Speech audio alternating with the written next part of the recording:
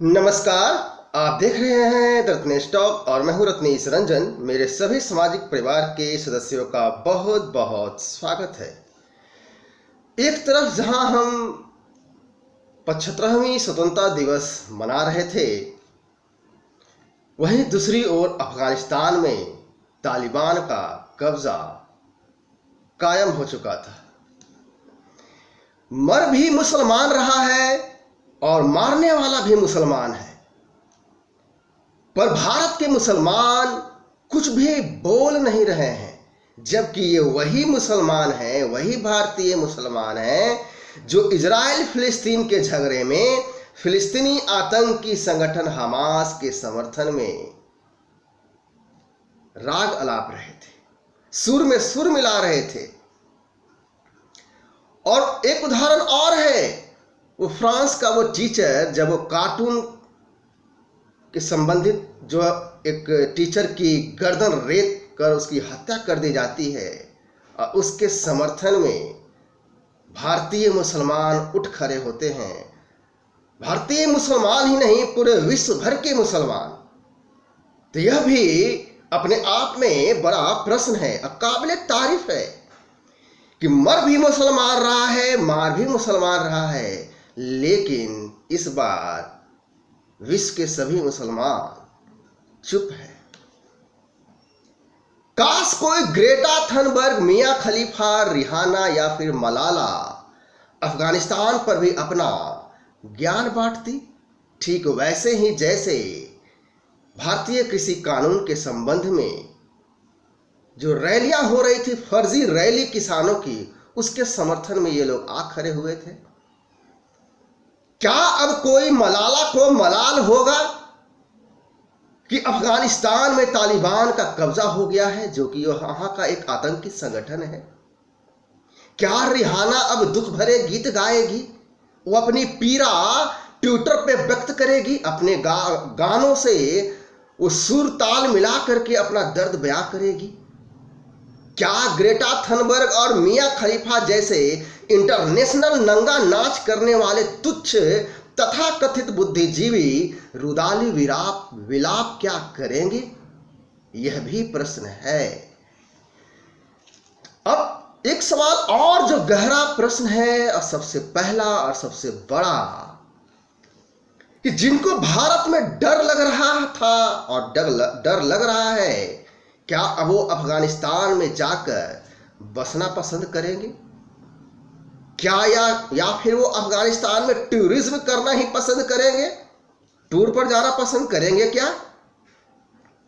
जावेद अख्तर, आमिर खान, शाहरुख खान, शबाना आजमी, सबको डर लग रहा था। तो क्या ये डर अब लग रहा है? इस पर ये बुद्धिजीवी जो तथाकथित बुद्धिजीवी हैं, इनको डर लग रहा है क्या? चूंकि तालिबान के कब्जे में अफगानिस्तान में लोकतंत्र की जिस तरह से मजबूती मिली है, तथाकथित मजबूती, उस मजबूती में तो डर नहीं लगना चाहिए अफगानिस्तान में। तो मेरा सवाल यही है कि दुनिया भर के जितने भी मोमिनों हैं, उनमें खुशी की जो गुदगुदी है, वो लहर जारी हो गई है। वो लहर, वो तरंग, वो पूरा फैल रहा है। मिजाज बिल्कुल हरियर हो गया है, हरियाली छा गई है, रोमांचित हो गया है। एक पक्का शरीयतवादी अफगानिस्तान की सत्ता संभालने जा रहा है, या यूं कहें संभाल चुका है। मच्छर की तरह लोगों को मारेंगे, औरतों को पिंजरे में बंद रखेंगे, बुर्कों के अंदर कैद करेंगे, समाज को डिटेंशन सेंटर बनाएंगे। मगर मोमिन जगत खुश है, क्योंकि वो बात बात पर मजहबी अरबी नारा से लगाएंगे, तेरा मेरा रिश्ता क्या, ला इलाहे इल्लल्लाह।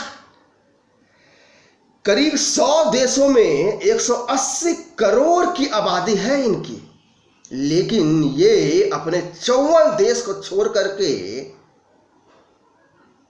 भारत देश की ओर या फिर पश्चिमी देश की ओर भागते हैं, शरण लेते हैं।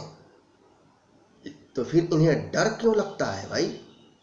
जब भारत में डर लगता है तो वही शरणार्थी भारत की ओर क्यों कूच करते हैं, क्यों भागते हैं? क्या जावेद अख्तर, फरहान अख्तर, शबाना आजमी, सलमान खान, शाहरुख खान, आमिर खान ये जवाब दे पाएंगे? जवाब देने की स्थिति में हैं, मगर कहीं कोई गम नहीं है। ऐसा सोच मानसिकता रखने वाले से आप शांति, सभ्यता और सह अस्तित्व की उम्मीद करते हैं तो निश्चय ही आपकी चेतना कुंद हो चुकी है, विचार शून्य हो चुका है। यह भी विचारणीय है, सोचनीय है।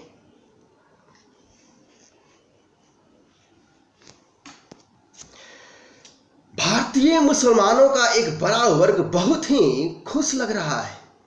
अफगानिस्तान की त्रासदी पर ऐसे प्रसन्न हो रहा है जैसे मानो उनको निजी तौर पर कुछ लाभ मिल गया हो।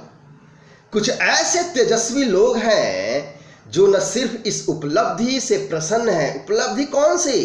तालिबान की जो कब्जा हो गया है अफगानिस्तान पर, जो जबरदस्ती की सरकार बना रखा है, वो उपलब्धि, उस पर ऐसे कुछ तेजस्वी लोग भारत में हैं जो खुश हो रहे हैं। बल्कि कुछ तो ऐसे भी हैं जो उल्टे मोदी सरकार को ही इस पूरे प्रकरण के लिए दोषी ठहरा रहे हैं। एक जिहादी महिला पत्रकार, मैं नाम लेना पसंद नहीं करूंगा, ये वही महिला है, जिहादी महिला पत्रकार, जो एएमयू के कैंपस में जाकर के कहती है हमें अपने विचारधारा नहीं भूलना है, हमें अपनी मजहबी पहचान को बरकरार रखना है और अपना मकसद नहीं भूलना है। हमें एक कलेक्टिव अप्रोच अपनाते हुए पूरे समाज को एक साथ जोड़ करके विरोध प्रदर्शन करना है, लेकिन अपना मजहबी विचार को नहीं भूलना है। ये कोई और नहीं, ये वही खान है, शेरवानी खान। मैं नाम लेना नहीं चाहता था, बस निकल गया। अरफा खान, उसने कहा ट्विटर पर कि दक्षिण पंथी मतलब जो राइट विंग है भारतीय मुसलमानों को ट्रोल कर रहे हैं क्योंकि तालिबान ने काबुल पर कब्जा कर लिया है।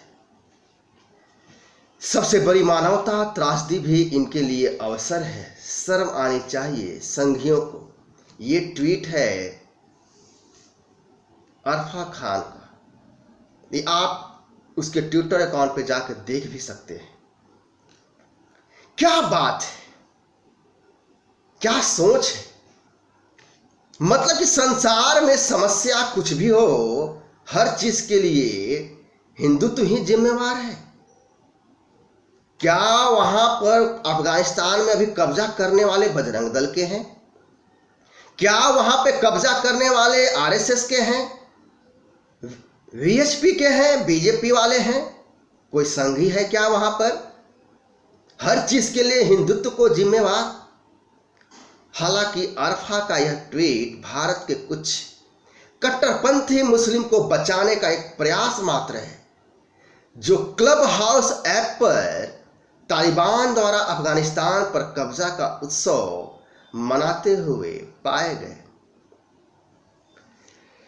वामपंथियों और कट्टरपंथी मुसलमानों के लिए तालिबान द्वारा अफगानिस्तान पर कब्जा जमाने का जो निर्णय है कोई त्रासदी का अवसर नहीं है, अपितु इस पर वे मन ही मन बड़े खुश हो रहे हैं। इसे आप इनकार नहीं कर सकते हैं, वह दिख रहा है। वैसे भी उन लोगों से शिष्टाचार की क्या आशा रखना जो शरीयत कानून को सर्वे सर्वा मानते हैं, जिनके लिए संविधान से पहले उनका धर्म है, उनका शरीयत कानून है।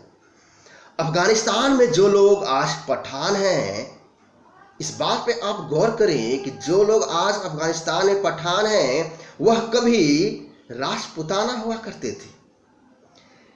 हिंदी सिनेमा में पठान का जो कैरेक्टर है बड़े ही वचन के पक्के होते हैं, ईमानदार होते हैं, वफादार होते हैं, दोस्ती के लिए जान दे देते हैं। पठान किसी का बुरा नहीं करते। पठान के पास यदि किसी का बच्चा पहुंच जाए तो वह सुरक्षित रहता है। मतलब कि पठान न हुआ क्या, वो तो देवदूत हो गया, स्वयं भू हो गया, देवता बन गया। वो जावेद सलीम की जो जोड़ी रही है, जो परसेप्शन पिछले 30-40 साल से जनता के बीच में जो गढ़ा जा रहा है, उसके साथ जनता के मानसिकता के साथ खेलने का एक प्रयास है। हिंदू टीचर है तो वो स्कूल में वो एक फटीचर है जैसा दिखाया जाता है। किसी गरीब को वो पठान ही बचाता है, किसी ठाकुर, किसी बनिया से। चूंकि पठान सच्चा होता है, ईमानदार होता है, वफादार होता है, और ठाकुर बनिया चतुर और ब्राह्मण तो वैसे दरिंदा होता है, वो तो मंदिर के अंदर रेप करता है। लेकिन सच्चाई क्या है? सच्चाई आपके सामने है अफगानिस्तान में, जो आज पूरे विश्व में दिख रहा है। सच्चाई ये कि ये पठान मध्ययुगीन संस्कृति में जी रहे हैं। सच्चाई ये कि ये पठान आज भी महिलाओं को इंसान नहीं समझते हैं। सच्चाई ये कि वो गैर मुस्लिमों को जीने नहीं देना चाहते हैं, वो काफिरों को धरती से मिटा देना चाहते हैं। लेकिन हिंदी फिल्मों में ईमानदार, सच्चाई और वफादारी की मिसाल का जो पर्यायवाची है, पठानों को बनाया गया है। यह भी गौर करने वाली बात है। तो फिर क्यों ना कहा जाए कि पिछले 30-40 सालों से मासूम जनता की मानसिकता के साथ खिलवाड़ किया गया है। गौर करने लायक बात यह भी है कि तालिबानों का अब जस्टिफिकेशन किया जा रहा है, जस्टिफाई किया जा रहा है, महिमा मंडन किया जा रहा है। अब ऐसा भी सुनने को आया है कि यूनाइटेड नेशन के कोई एक प्रवक्ता हैं, अभी मुझे नाम याद नहीं आ रहा है, उन्होंने कहा कि यदि तालिबान अफगानिस्तान में बर्बरता न बरते, शांतिपूर्ण ढंग से अपना काम करे, तो वह उसे रिकॉग्नाइज दे देगी, करेगी, मान्यता दे देगी। यह क्या बात हुई भाई? यह भी कहा जा रहा है कि तालिबान ने कहा है कि जम्मू कश्मीर पर कुछ नहीं करेगा, वो भारत के साथ रिश्ते ठीक रहेंगे। भारत सरकार ने जो सड़कें संसद बनाई है अफगानिस्तान में, तालिबान उसका सम्मान करता है, उन सड़कों को वह नहीं उखाड़ेगी। ये खेल चीनी एजेंट ने शुरू किया है, इसे आप गौर करें, ताकि तालिबान का जो कब्जा है उसको जस्टिफाई किया जा सके। जिस तरह से आनन फानन में पाकिस्तान ने उसको मान्यता दी है, यह अपने आप में बड़ा प्रश्न है। और यह भी एक बड़ा विषय है, इसको यदि मैं चर्चा करूं तो काफी लंबा समय लग जाएगा कि किस तरह से अफगानिस्तान, रूस और अमेरिका के बीच की जो राजनीति है उसमें यह पिस गया है।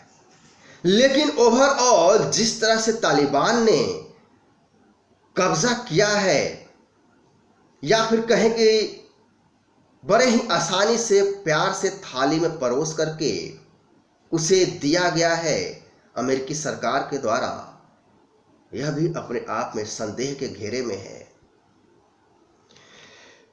तो यह है मेरा पूरा विश्लेषण। आशा करता हूं जो अफगानिस्तान पर भारत के मुसलमानों की जो चुप्पी है और इजराइल और फिलिस्तीन पर जो हो हंगामा था, इसके संदर्भ में मैंने जो विश्लेषण आपके सामने रखा है, वह संदर्भ मैं आपको समझाने में सफल रहा हूं।